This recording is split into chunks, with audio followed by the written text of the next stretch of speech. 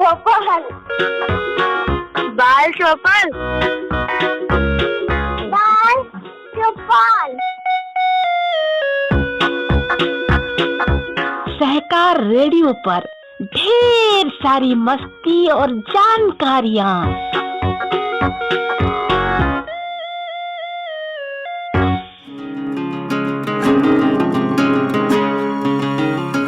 Hello बच्चों, सहकार radio के कार्यक्रम बाल चौपाल में आज आपके साथ हूँ मैं सुनीता। आज मैं आपको सुनाऊंगी एक साड़ी की कहानी। ये कोई ऐसी वैसी साड़ी नहीं है, ये एक अनोखी साड़ी है। कहानी का नाम है दादी की साड़ी, जिसे लिखा है आशा नेहमिया ने और चित्र बनाए हैं सुबीर रॉय ने। इस कहानी का अनुवाद किया है कुसुमलता सिंह ने और इसे प्रकाशित किया है चिल्ड्रन बुक ट्रस्ट ने। तो सुनो कहानी दादी की साड़ी।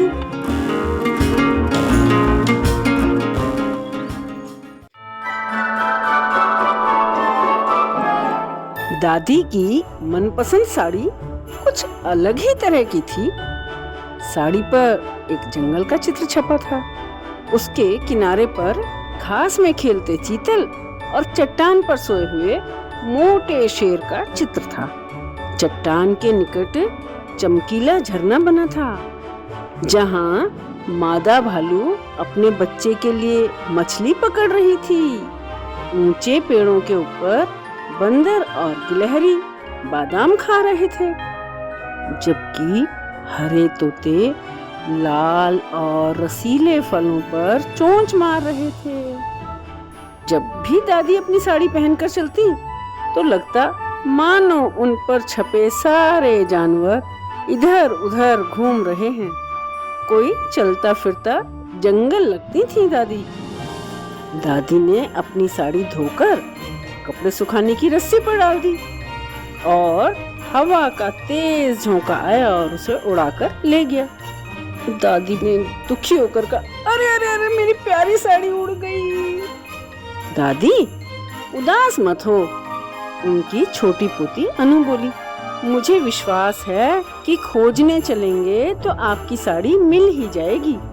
मैं भी आपकी मदद करूंगी। चलो हम दोनों सड़क पर चलते हैं। तो दादी और अनु साड़ी खोजने निकल पड़े।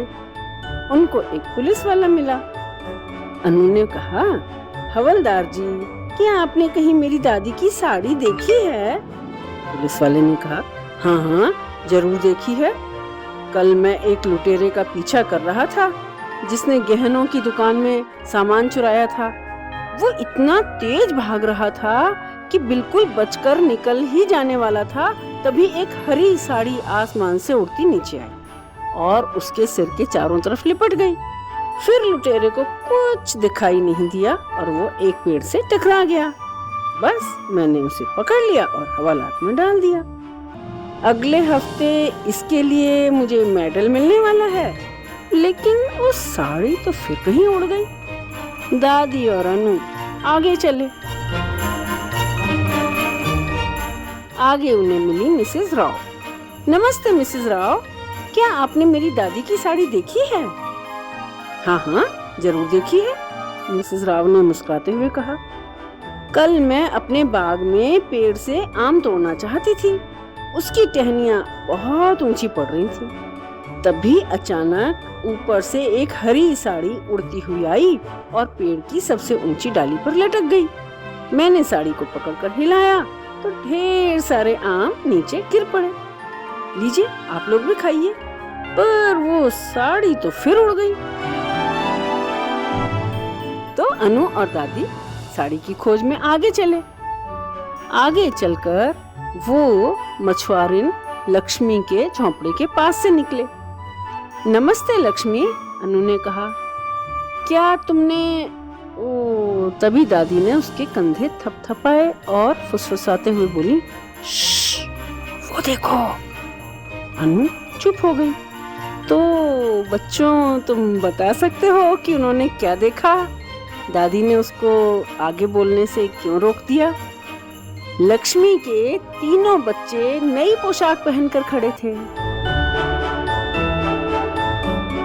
सबसे बड़े लड़के ने हरी कमीज पहनी थी, जिसकी बाह पर घास में खेलता चीतल बना था, और लड़की ने जो कपड़े पहने थे उसमें 2 जेबें लगी थी, एक पर तोता और दूसरे पर गिलहरी थी। सबसे छोटे लड़के की कमीज में चट्टान पर सोते हुए मोटे शेर का चित्र था। कितना अच्छा दिन है आज का, लक्ष्मी ने कहा। मैं सोच ही रही थी कि अपने बच्चों के लिए नए कपड़े कैसे बनाऊं, तभी एक हरी साड़ी उड़ती हुई आकर मेरी गोद में गिरी। मैंने अपने सभी पड़ोसियों से पूछा कि ये साड़ी उनकी तो नहीं है, लेकिन सभी ने मना कर दिया। तो मैंने उसको काट कर अपने बच्चों के लिए नए कपड़े बना दिए। देखो कितने सुंदर लग रहे हैं ना। अब दिवाली पर मेरे बच्चे नए कपड़े पहन सकेंगे।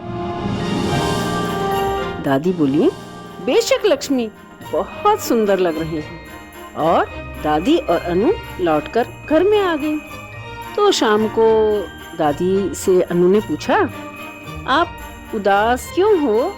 क्या लक्ष्मी ने आपकी मनपसंद साड़ी काट दी इसलिए?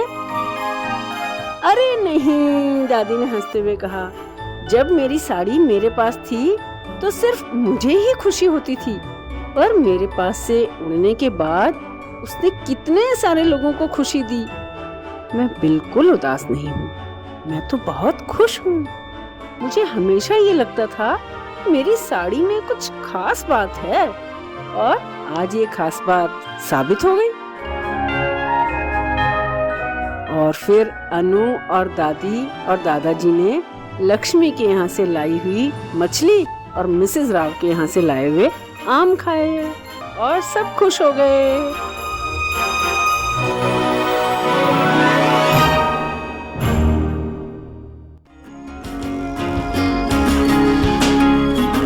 तो बच्चों, ये थी कहानी दादी की साड़ी। आप सुन रहे थे सहकार रेडियो का कार्यक्रम बाल चौपाल। आपको ये कहानी कैसी लगी, कमेंट बॉक्स में लिखकर हमें जरूर बताइएगा। अगर आप ये कार्यक्रम पहली बार सुन रहे हैं और हमसे जुड़ना चाहते हैं, तो व्हाट्सएप ग्रुप से जुड़ने के लिए 9617226783 पर अपना नाम और जिला लिखकर भेजें। फेसबुक से जुड़ने के लिए पेज लाइक करें, या फिर अगर आप हमसे यूट्यूब पर जुड़ना चाहते हैं तो हमारा चैनल सब्सक्राइब करें। अधिक जानकारी के लिए हमारी वेबसाइट सहकाररेडियो.com देखें। तो आज के लिए बस इतना ही। अगले हफ्ते ऐसे ही किसी और कार्यक्रम के साथ फिर मिलेंगे। तब तक के लिए दीजिए इजाजत मुझे यानी सुनीता को। बाय बच्चों।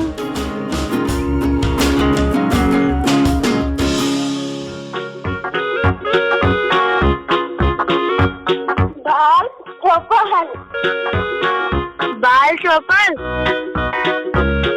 बाल चौपाल। सहकार रेडियो पर ढेर सारी मस्ती और जानकारियाँ।